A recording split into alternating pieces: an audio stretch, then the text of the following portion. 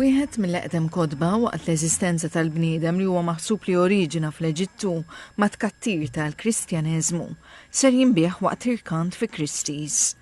U maħsub li l-kodiċi Crosby-Sheridan Codex inkiteb bil-Koptiku fuq il-Papyrus fis-snin 250-350 wara Kristu, fi żmien qabel ma nkitbet il-Bibja.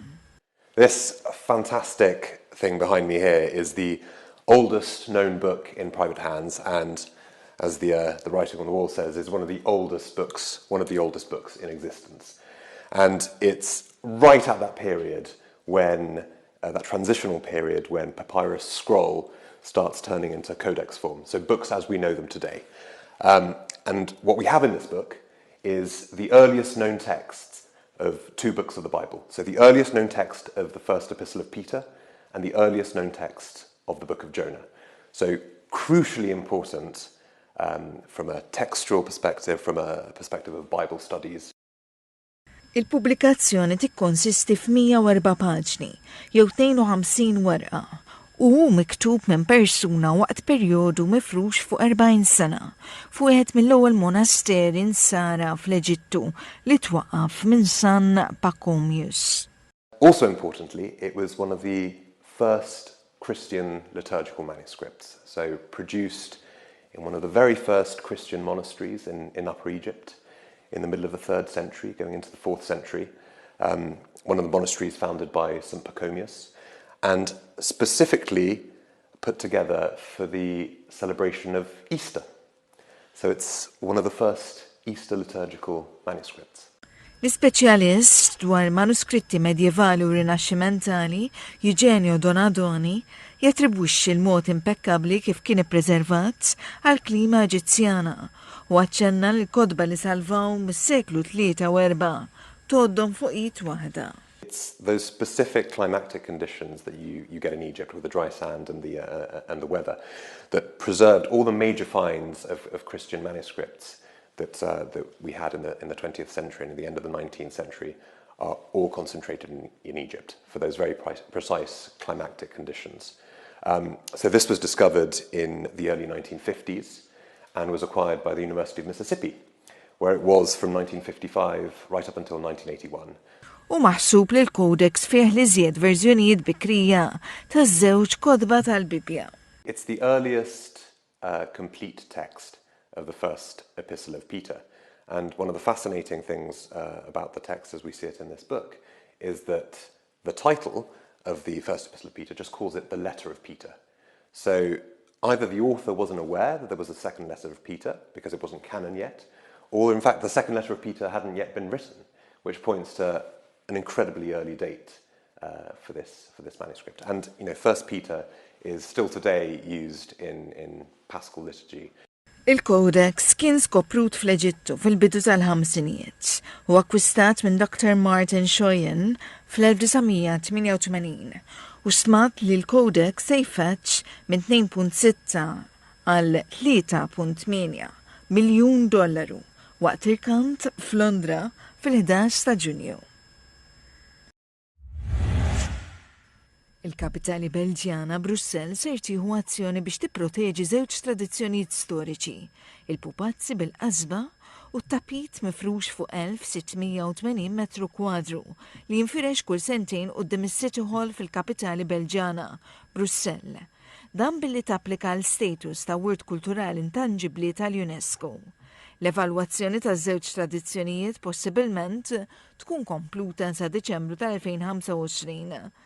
Nicolas Gill huwa s-sit tat-Teatru tal-Familja li huwa l-uniku sit fi Brussell li qed iżomm it-tradizzjoni tal-pupazzi bil-qasba reali u qal klassifikazzjoni tal-UNESCO possibilment issalva din il-forma ta' arti milli tintesa'. So we are now in the last Brussels Rot puppet theater, and basically it's in our family now. It's not always been like that. It's not always been from father to son. You know, you got to be crazy enough to do it. So it's not always been like that since 1830. I mean, our theater dates from 1830. That makes it fragile somehow, because I think if the Rod puppet get on the UNESCO list, it will not depend from one family. You know, that's the whole idea of this submission to the UNESCO, is that it will be more stable, more like because now, it's my family, but then what next?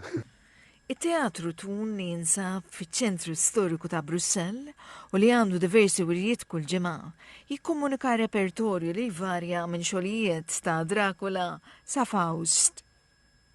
It-tradizzjoni tal-pupazzi toriġina minn teatri tal-karneval li jivvjaġġaw u bdew waqt ir-Rinaxximent. Dawn kienu popolarissimi fis-seklu 19 u llum dawk li jmexxu lil pupazzi jinbew wara skrin u jtuhom il-ħajja billi jġibdulhom l-ispag. We believe it's the Sicilian who brought that tradition into Belgium just after the Middle Ages.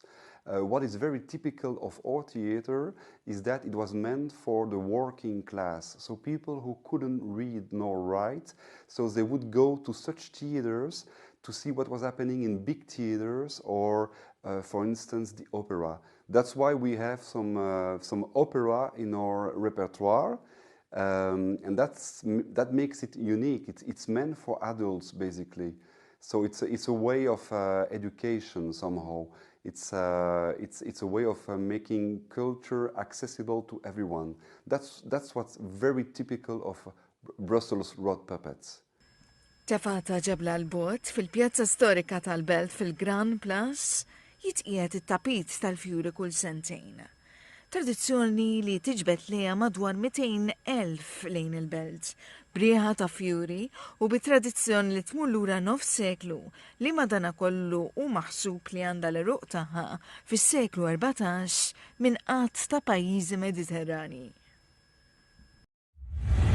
Id-direttur Ingliż Amerikan Christopher Nolan frisk mir-rabħa tiegħu bħala l-aqwa direttura drama storika Oppenheimer irċieva t-titlu ta' Kavallier mir-Renju Unit tas-Servizzi li renda lill-industrija tal-film. Martu, l-producer tal-films Emma Thomas, ser tirċievi t-titlu ta' Dama, l-ekwivalenti femminili għat-titlu ta' Kavallier. Oppenheimer huwa l-film biografiku msejjes fuq l-istorja ta' Robert Oppenheimer.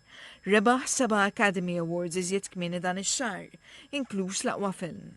Il-karriera ta' Nolan tinkludu wkoll films ta' kalibru fosthom Interstellar, Inception, Dunkirk u triloġija Batman.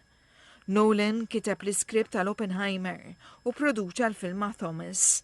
Il-lista ta' onuri rakkomandati mill-Prim Ministru Ingliż Rishi Sunak jinkludu wkoll politiċi konservattivi u mexxejja mill-industrija tat teknoloġija.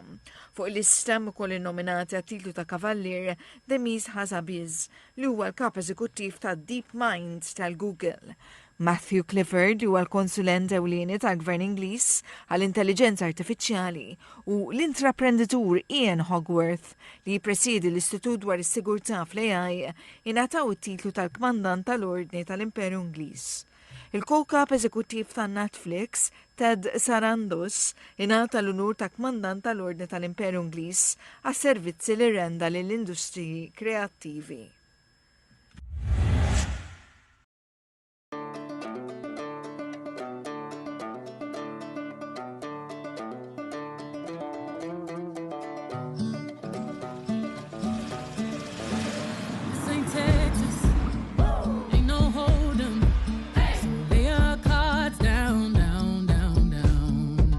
Il-kantanta u kompożitriċi minn Texas, Denisha, kienet emozjonata meta semet l-ewwel noti tal-kanzunetta country Texas Hold'em. Tispjega li ma kienx biss ir-ritmu tal-widna tad-diska ta' Beyoncé li saħħara.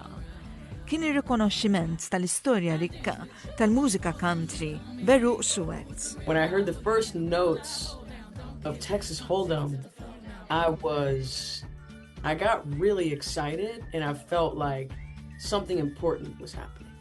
I'm also from the Houston area of Texas, and Beyonce and I grew up, around the same time-ish, and I know how ubiquitous country music is and was in that part of Texas, and so I was really excited to hear her explore those elements.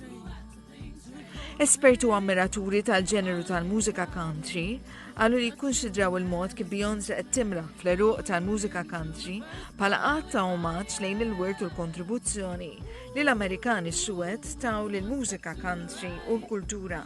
Storja li spiss ma tingħatax ir-rikonoxximent mistħoq f'ħuħud miċriki mużikali aċċettati.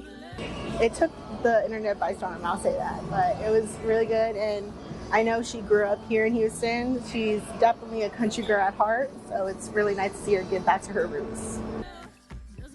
Beyoncé li kienet imwilda mrobbija fi Houston, Texas, issa qed timxi fil-passi ta' diversi leġendi suwed tal-mużika country li preċedewa. Bin figuri storiċi bħal Leslie Riddle u Charlie Pride li l-kol traxxendew barrieri storiċi għal artisti kurrenti bħal Mickey Guyton, Jimmy Allen u Rhiannon Giddens li daq l-istrument tal-banjo u li għandu għeru Afrikani u li jinstemaw fil-kanzunetta Texas Hold'em. I think the song does sound country. It's unique, it's different. But most everybody are put in categories or is put in categories. She wants to change that, and I respect that, you know. So yeah, it's different. Country music, like all genres, the lines are getting blurred. Kien hemm maqġar lil Beyoncé li l-mużika li qed tippreżenta mhijiex ġenwinament country. Din iżda mhijiex l-opinjoni ta' kulħadd dwar il-valur tal-album, inkluż xieren ta' mijiet li qed jikkreaw żifniet fuq il-mezzi tas-social media bħal TikTok għad-diski ta' Beyoncé.